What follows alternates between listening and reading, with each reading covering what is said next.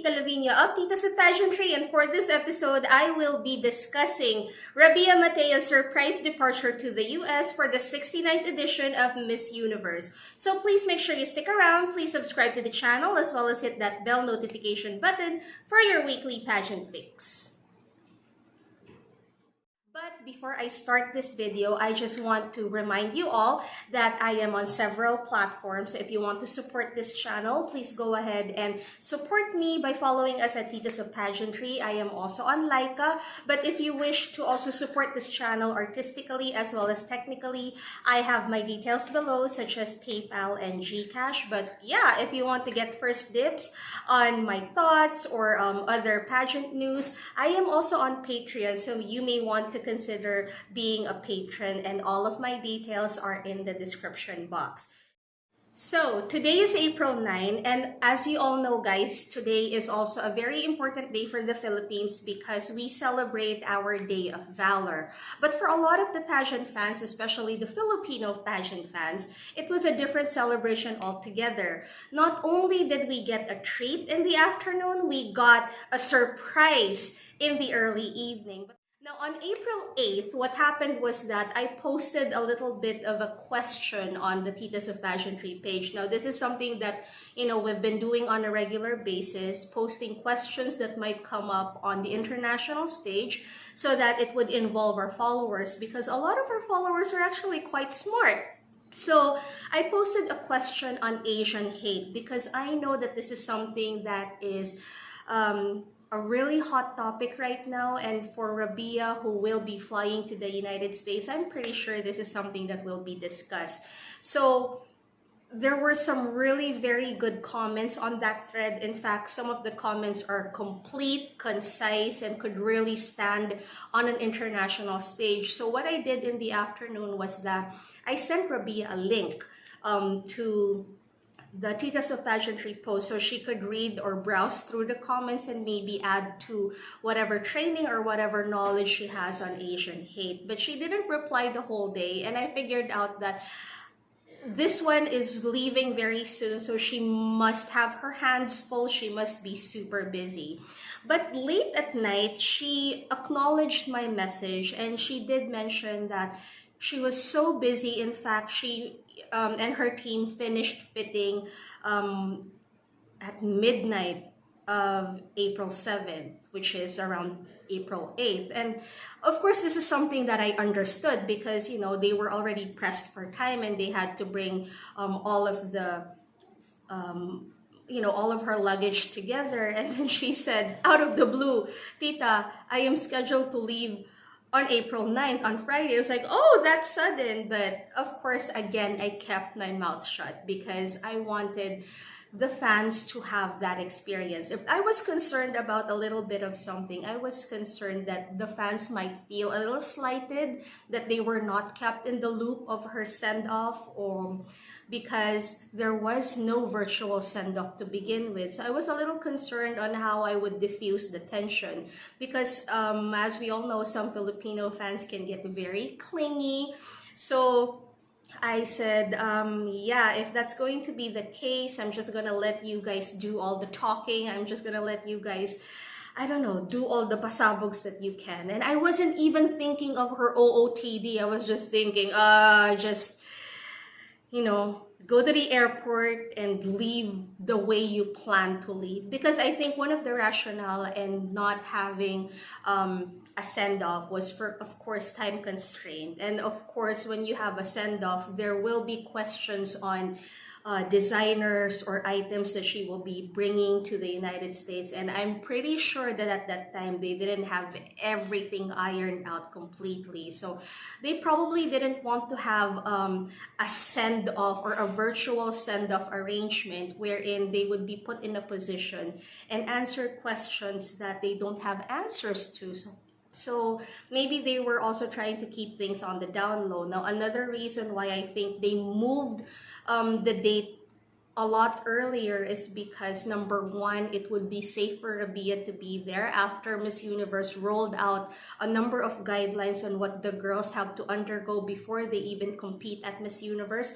Number two, it would be very safe for Rabiya to do her own self-quarantine once she's in the US, because as I mentioned, she won't have a lot of time to go sightseeing. She will be housed together with Sir Jonas, as well as, I'm just not so sure who else will be with her, but she will be contained and isolated to make sure that she's healthy moving on to Florida. And then number three, of course, is that right after the hoopla with Miss Eco International, I'm pretty sure that the team decided on keeping things on the down low and not having an official announcement, to also keep the fanfare low, because for sure a lot of the Filipino fans would converge at the airport and see Rabiya off. And so I guess they wanted to limit the number of people who might get infected. They were probably also thinking of limiting information to keep Rabiya safe as well. So during the course of our conversation, when she replied to me late at night, she did show me a sneak peek of her bikini photos, and I remember being so happy because I know you guys have been waiting for our really pasabog photos. And with some of the photo releases, based on how you write your comments, based on your tone, it does seem that you're just convincing yourself to like these pictures. But when I saw the sneak peek of the red bikini photos that she released in the afternoon of April 9th, I particularly remember saying, wow, the Filipino fans will be so happy for this. And let me tell you why. On April 9th in the afternoon, when they finally released it, everybody went crazy. I mean, the response was just so positive. I was so happy for the Filipino pageant fans. I was so happy for Rabiya that she finally got the approval that has been so elusive to her. And I really like that. I like the photos because sometimes it's a little difficult to, sell or to maybe do a little bit of PR work for a material that you're not 100% on board with. And I like that. I like that when they showed these photos and then shortly after the BTS video, it felt really more legit. Now, throughout Rabiya's reign, there were only two things that people kept on throwing at her. One is her body type and another is her styling.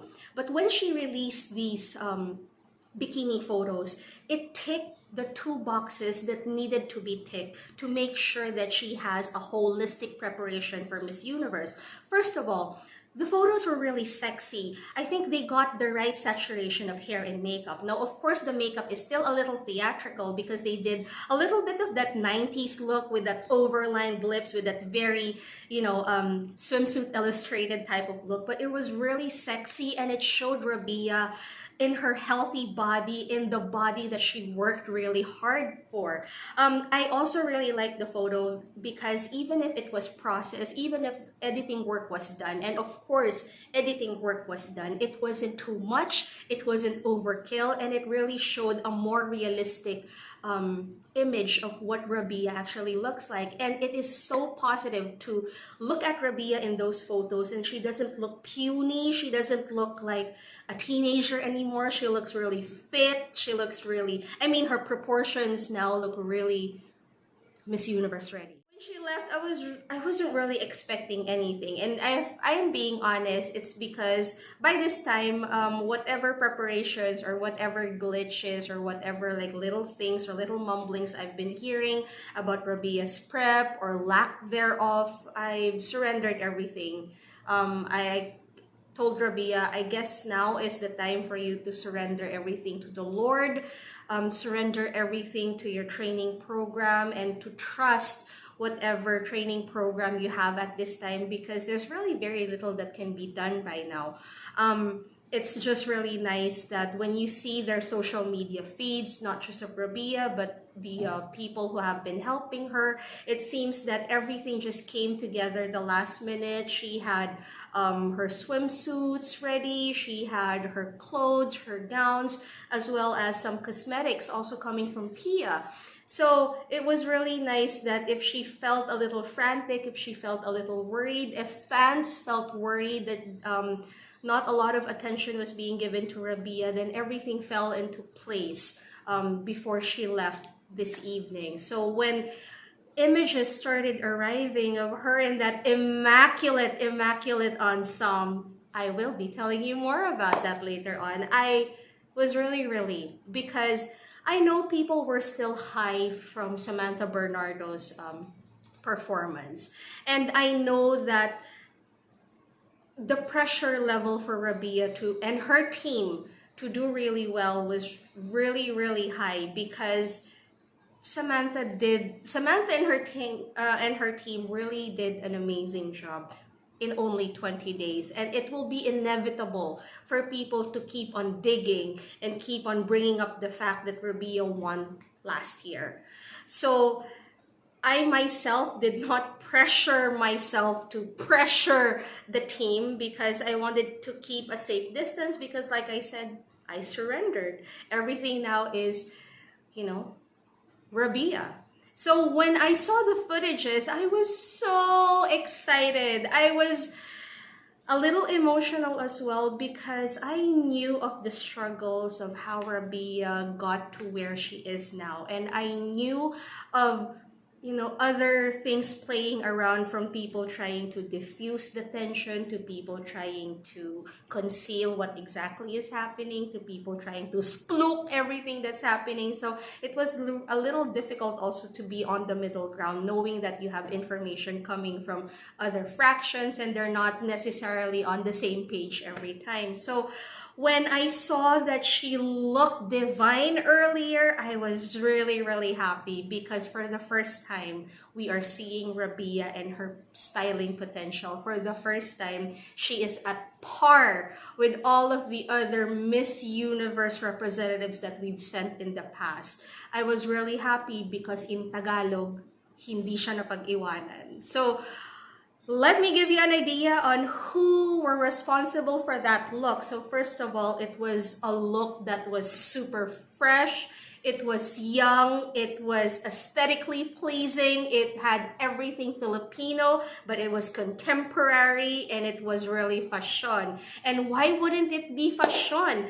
The look was coined by the styling duo of Miss Universe Philippines, Dagala and Millan, and they sought the help of two collaborators. One is a designer based in Bacolod. His name is Chino Christopherson, and then the other one is, of course, Marc Rancy. So they collaborated with this look.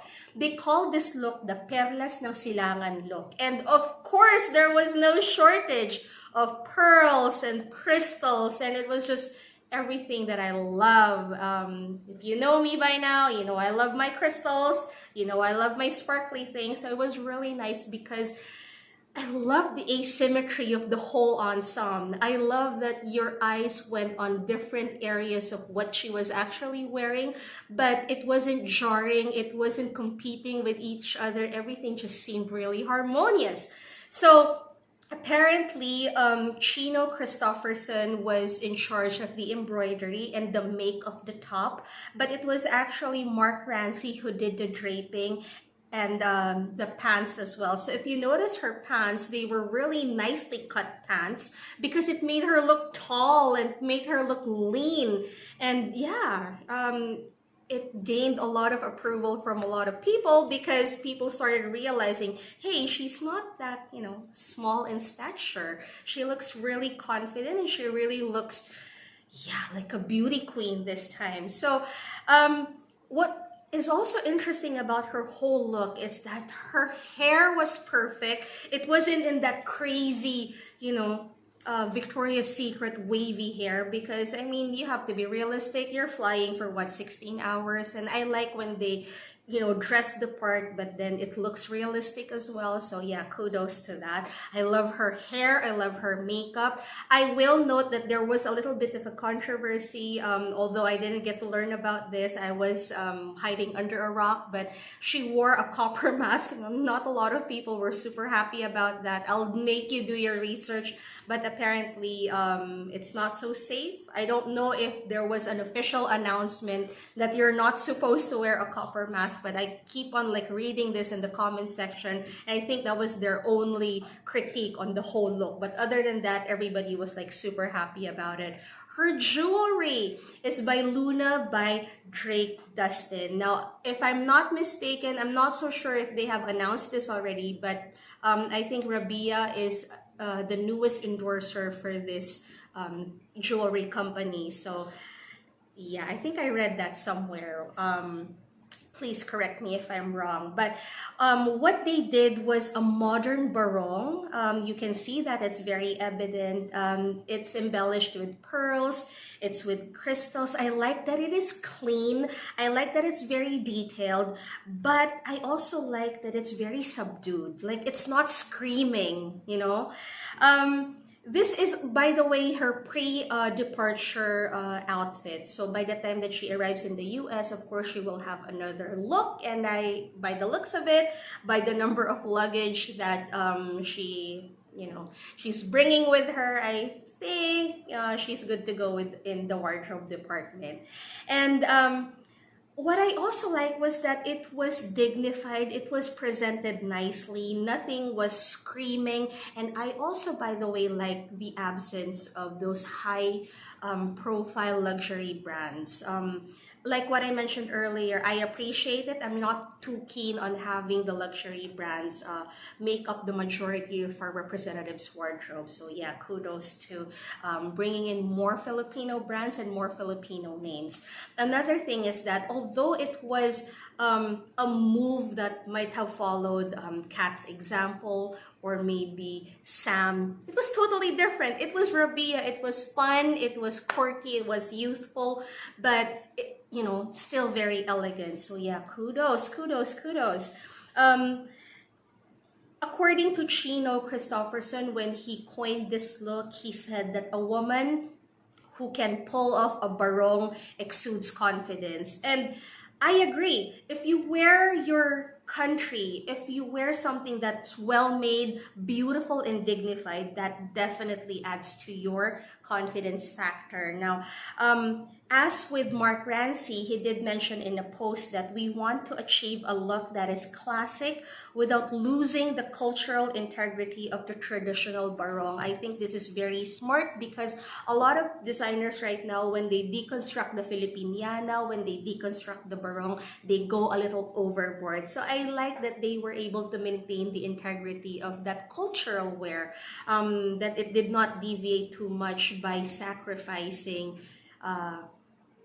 what the foundations of the barong or the foundations of a Filipiniana is. So yeah, good for them. I mean, if this is the start that we have to work with, then this is a great start. It means that we have absolutely more to look forward to. And